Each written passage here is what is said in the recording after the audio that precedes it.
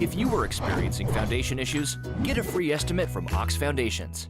My buddy Cabot Barden joins us this morning. Cabot, good morning to you, sir. Good morning. Good to see you. Good to have you with us as always this morning. And singer, songwriter, entrepreneur, this guy is all of that. And he's got great stories to tell. He's written a number of books. This morning, however, we're talking about a fundraiser for a special person. Yep. Dewey Knox is a great friend of mine. We've known each other since he was 12. Played in bands together since we were in high school. Dewey has got stage 4 colon cancer, and he's down to 96 pounds. And does he live here in Silicotta? Yeah, he lives between here and Childersburg. Okay. And he's got a recording studio. We've done a lot of recording in his studio over the years. He's helped a lot of the musicians here. He's run sound for I don't know how many bands. He's played in bands since, like I said, since he was 12. We're wanting to throw a benefit fundraiser out at Cabot Gristmill this Friday from 5 to 9. There'll be no alcohol, family friendly. We'll have 2 bands there, Renegade Band, which is the band that Dewey and I played in for years, and members of the Dodson Parkway Band, which is David Harris's band. And we're going to play a couple hours, and then David and his band will play a couple hours. And we're trying to raise money for Dewey's medical expenses because he has no insurance. So you know how chemo and radiation can be extremely expensive, and we just want to help him out. Talk about your friendship with Dewey Knox. It goes back a lot of years, and played in bands together, and did a lot of in-studio recording work and that kind of thing. Yep. Dewey and I go back. First band I played in, he was like 15, I think. I was about 17, and we played in a little band here in Silicotta back then. And he and I have been in and out of bands together for all those years. He, like I said, he opened that little recording studio. He's been recording for years. He and I have done a lot of major concerts together. He and I were in a band called Randy Glenn and the Travelers. We opened for Emmylou Harris and Mickey Gilley back in the 80s. And he's a great friend. It's good that friends come together to help friends. Yep. Dewey's a great guy, and he needs our help, needs our financial help. And so we put this together for him. Who all is involved in it? I know you've got a couple of bands there, but it takes a lot of hands on deck to put something like this together. Well, we didn't have a place to have it to start with, but I talked to Lathan Hudson, who's an old songwriter from Silicotta. He was living at the Cabot Gristmill out there, him and his son Hud, and he said, "Bring it on.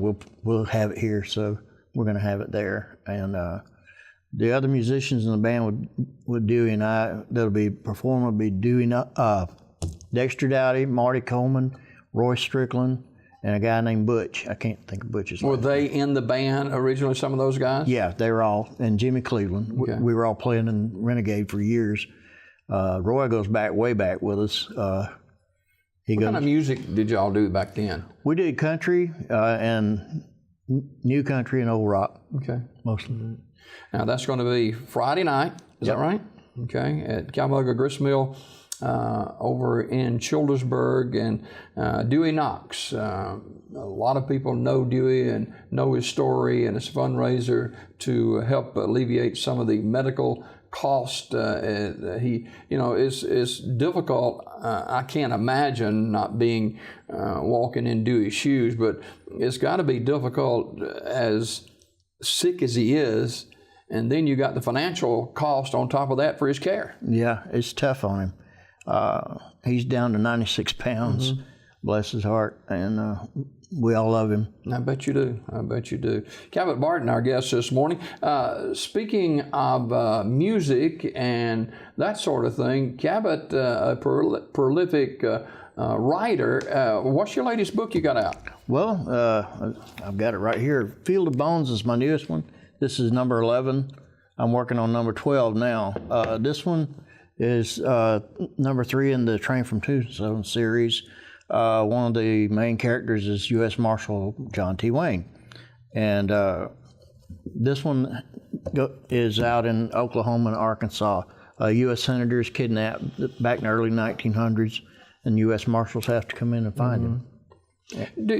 When you put together a book like this, and of course it's fiction, but do you ever go to those places where you got in mind that this is taking place? Have you ever been out in that area? Yeah, actually, we went out there and did some revivals when I was playing with a Christian band in the early 2000s. Went out to Fort Smith, which is where this book takes place, partly, and out in Oklahoma. We did several revivals out there with Mr. Gaither's nephew. When you put a book like this together, I mean, you got to have a mind that can really grasp a storyline. Yeah, I got the idea for Field of Bones from the story of the bones that were left on the field after the battle at Fort Leslie and Talladega. They left the Indians' bones laying there for about 100 years. You're kidding. Before somebody finally, the Daughters of the American Revolution went out there and picked up all the bones and buried them in a common grave. And so that's kind of the idea I had in this story here. It's a byline, but there's more to the story than just that. There's ghosts in this book, Indian ghosts from the Field of Bones. And the villains in it, there's somebody we've all heard of, Butch Cassidy and the Sundance Kid. Oh, yeah. Yeah. People did some research recently on them and found out they did not die in Bolivia as it was portrayed in the movie. They actually paid off the Bolivian government and came back to the United States and lived under different names. When you put something like this together, there are a lot of guidelines that you have to adhere to. You just can't throw a book out there. Yeah. Well, you got to be able to at least spell. That's a good start, right? Yeah, you got to start somewhere. You got to know how to put a format together. And of course, I learned from the best in the business, Clive Kessler. I know him and met him in '89. And at that time, I had not even started on really writing a book. I put some memories together, but I hadn't really written anything. I asked him at that time, I said, Clive, if I was going to write a book, what would I write about? He said, write what you know. So first 3 books were about musicians, of course, because I played in bands all those years. And then I started doing research on the family, and the next book was about my ancestors. And then did 3 on the Indians in Talladega County. And the ideas just come to your mind. You say, well, I got to write this down. A lot of times. Usually I do my writing late at night. I'll put on, like if I'm writing something about Indians, I'll put in some Indian music and listen to that while I'm writing. It gives me better inspiration. So how many books have you written now? This is number 11, working on number 12. Number 12 is called The Cherokee Kid. So it's kind of, it's total fiction. Like I said, I'm still working on that one. They due out in the spring, maybe? Yeah, it'll probably be out by spring. It usually takes about 6 to 7 months to write a book now. Now, where is Field of Bones available? You can, the library here, the museum in Silicaca has it. Elmo's in Talladega has it. If you want to get it online, there's Amazon and eKindle. And Books A Million and Barnes & Noble, you can order it through them. So. You know, you talked a little bit earlier, by the way, Cabot Barden's our guest this morning here on Daybreak Live. You talked a little bit earlier about, and you kind of said it tongue-in-cheek, but it's so true, you got to know how to spell, you got to know how to write, and that starts with our children in school, and you know, I have grandchildren that are in school, and they don't think it's a big deal, but later in life, it is a big deal. Yeah. It can lead you into directions you never thought you'd go.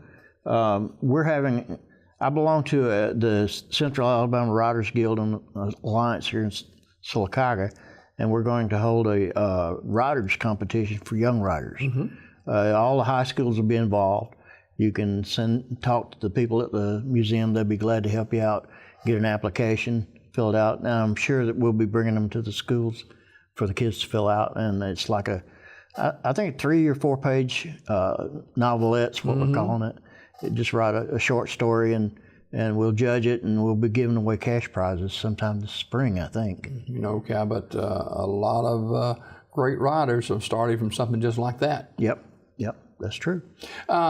Getting back to Dewey Knox, big fundraiser this Friday night over at Cabot Gristmill, and Cabot, if you would, capsule what's going to be happening there and what the cause is for. Well, the cause is for Dewey Knox is help him with his medical expenses. It'll be 2 bands. It'll be the Renegade Band will be playing first, which I used to belong to. We're going to get back together, and we got another drummer to sit in for Dewey because he was our drummer. And we'll play for 2 hours. The Dodson Parkway Band members will be there. They'll be playing for the next 2 hours. We're going to give away a free guitar. We're going to have ticket drawing for a new guitar. We're going to give that away. There'll be plenty of refreshments. There'll be drinks and Cokes and stuff like that. No hot chocolate, unfortunately. It may be cold enough for it, but I don't think we'll have any hot chocolate. All right, Cabot Barden, our guest this morning here on Daybreak Live. Before we let you go this morning, favorite song all time? Favorite all-time song? You put me on the spot. I'd have to say Celebrate by 3 Dog Night. The 60s, 70s, and 80s was my era. And that was one of my favorites. That's a good choice. Yep. Favorite songwriter? Favorite songwriter? Locally? Lathan Hudson. Okay. He wrote some, hadn't he? Oh, yeah. He had 187 cuts on people's albums. Absolutely. Absolutely. All right. Appreciate it, Cabot. Thanks for coming this morning. Thank you. More Daybreak right after this.